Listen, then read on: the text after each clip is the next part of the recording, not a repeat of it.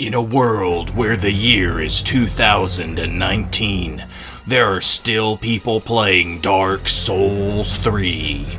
They use straight swords and press R1 to varying degrees of success. Everyone presses R1 with straight swords. It's very fun and everyone just can't get enough of it. It's everybody's favorite thing to do, is just press R1 with the straight swords. One-handed. One-handed's the way to go. Don't do it two-handed. We don't know what that does. But it's the one. You gotta go R1, one-handed, straight sword.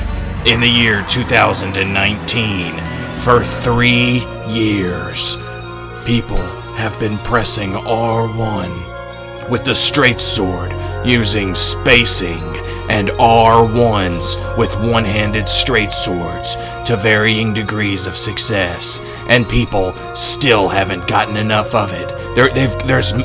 But wait, there's more. It's 2019 is the year. Then in a world where that happens, one man will rise up, and he will say to them, no more. Only interested in plunging attacks and super cool backstabs that never got patched. Join this fallen knight on his as he travels in a journeyous way to backstab differently. Roll backstabs, anti-roll backstabs, reverse roll, anti-roll, reversed back ass stabs. It's all coming. It's all happening. And there's nothing you can do about it, except lag. You can start downloading 1998 albums off of Kazaa, and maybe, just maybe, the power of your Wi-Fi will give out strong enough for him to get lost, but he'll backstab your Chaos Dagger. He doesn't care. You can't parry him because he's seen it all. He's been there and he's done that. For him, it's all about the critical attacks. He presses R2. He just does crazy shit. He gets put in blenders a lot, especially by straight swords. He's always fighting the straight swords. Can one man, on a holy retribution, to smite those who would smoke back with straight swords, can one man do it? Does he have what it takes? Does he have the sheer force of will? I claim that he does, but what would I know?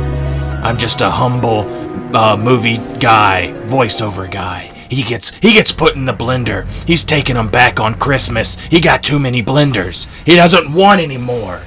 You can take that one back. He's standing in line the day after Christmas, saying, I don't want this one.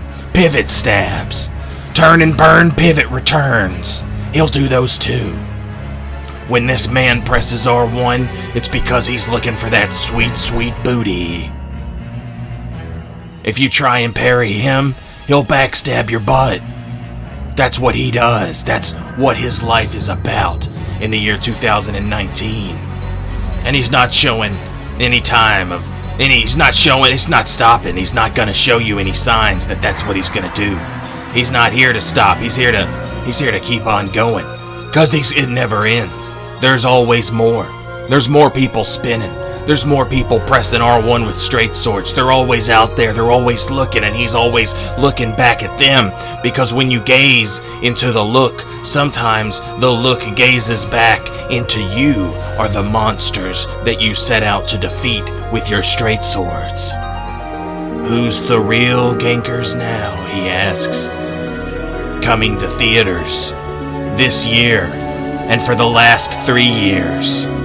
From 2016 to 2019, he is Backstab Guy, except he's not been Backstab Guy. He was a regular guy who pressed R1 with straight swords before, but now he's not. Now he's changed and it's different. This summer, he is coming back for more, but not pressing R1 with straight swords.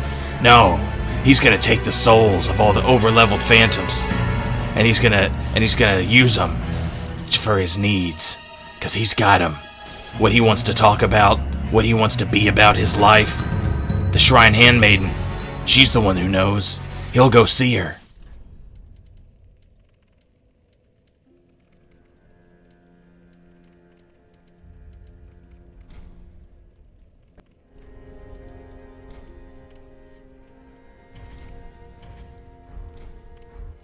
Thanks, good compare.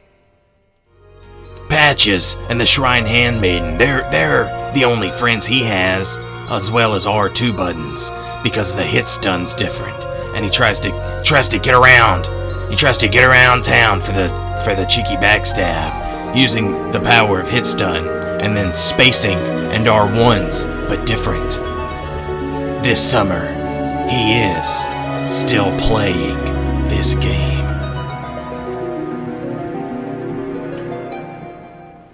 Yo, man. The year is 2019, my dudes.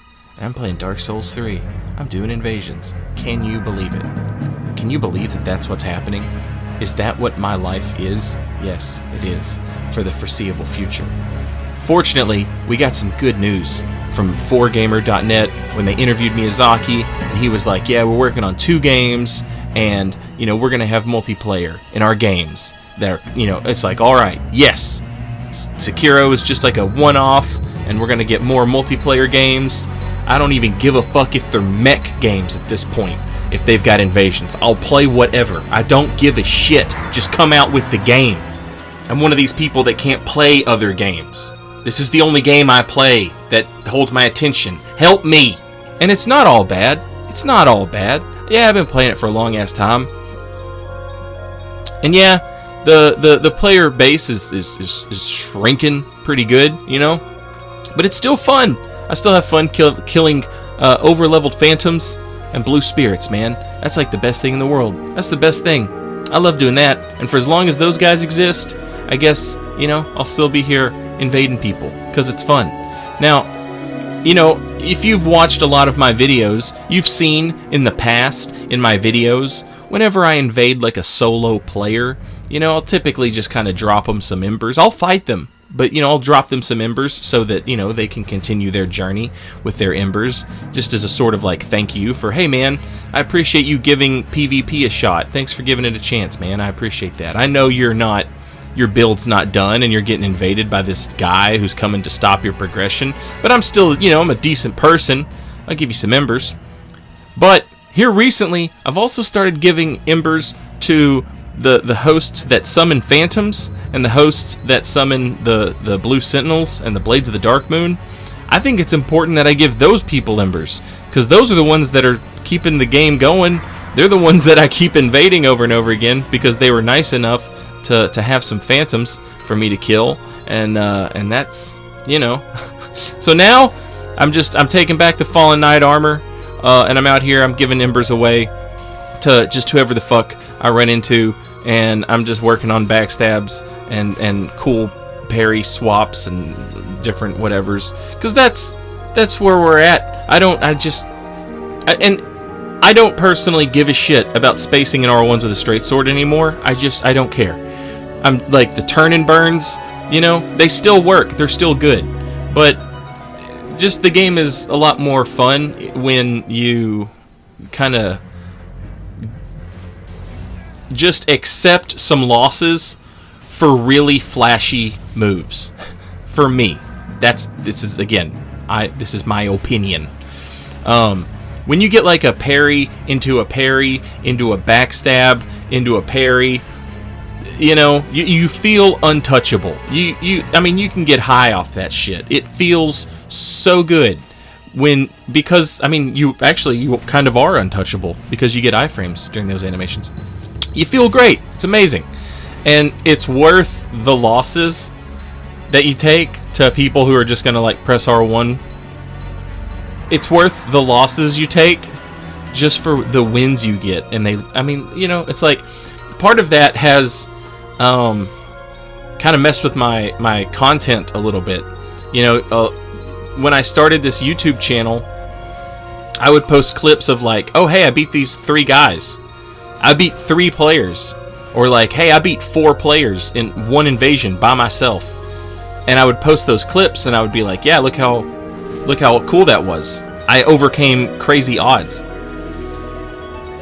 And as you're watching this here, it's kind of just lost some of the charm for me. I'm not saying it should have lost the charm for everyone, but I've just been doing it for 3 years. So now it's kind of fun to, test things in a different way, push myself in a different direction, kind of. I just have more fun doing this stuff, where you're just constantly trying to, like, you know, backstab people or get cool parries. I never want to be like Cestus Parry King, who just sits there and whiff a parry. That always looks fucking stupid. Like, if I did that and I got a parry, I would still feel like a total piece of shit. Now, I'm not saying, like, the turn and burn game is...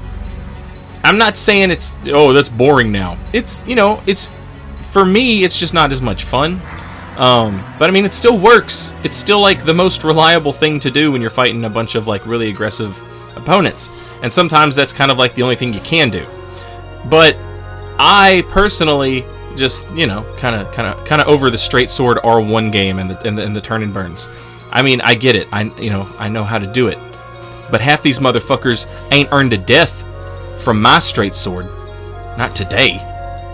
So if you're still out here doing invasions in Dark Souls 3 in the year 2019, just know that 1, you're not alone, and 2, you're here forever.